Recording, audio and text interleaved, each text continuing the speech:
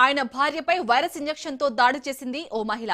ఆలస్యంగా వెలుగు చూసిన ఈ ఘటన కర్నూలులో చోటు చేసుకుంది. కర్నూలు నగరానికి చెందిన ఓ వైద్యుడు వసుంధర అనే స్థానిక మహిళతో సన్నిహితంగా ఉండేవాడు. కొన్నాళ్ల కిందట వైద్యుడికి వివాహం కావడంతో వసుంధరను నిర్లక్ష్యం చేశాడు. దీంతో ఆమె వైద్యుడి కుటుంబంపై కక్ష పెంచుకుంది. ఈ నెల 9న వైద్యుడి భార్య బైక్ పై బయటకు వెళ్లగా ఆమె వాహనం పైనుంచి కింద పడిపోయేలా చేసింది.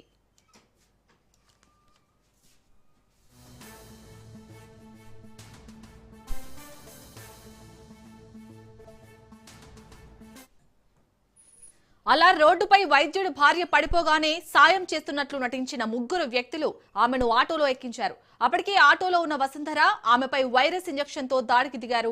బాధితురాలు గట్టిగా కేకలు వేయడంతో వారంతా అక్కడి నుంచి పారిపోయారు. బాధితురాలు వెంటనే ఆసుపత్రిలో చేరి చికిత్స తీసుకోవడంతో ప్రమాదం తప్పింది. బాధితురాలి భర్త ఫిర్యాదు మేరకు కర్నూలు 3వ పట్టణ పోలీసులు కేసు నమోదు చేసి దర్యాప్తు చేపట్టారు. సీసీ కెమెరా ఫుటేజ్, ఇతర సాంకేతిక పరిజ్ఞానం ఆధారంగా వసుంధర, ఆమెకు సహకరించిన మరో ముగ్గురిని అరెస్ట్ చేశారు.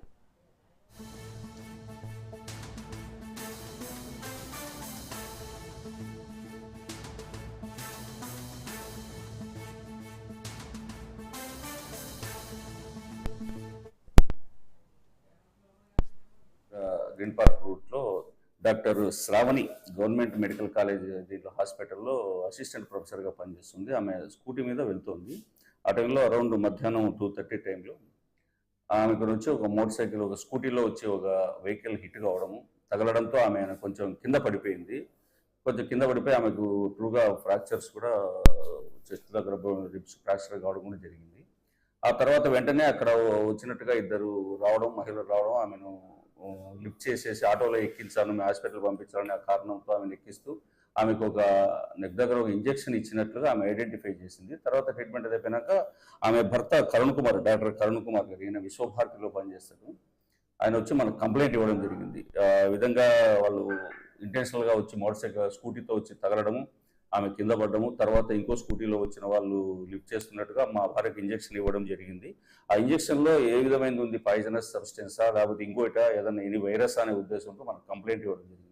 దాన్ని బేస్ చేసుకుని ఇమ్మీడియట్గా 3 PS లో 6/2026 కింద ఒక కేసు రిజిస్టర్ చేయడం జరిగింది.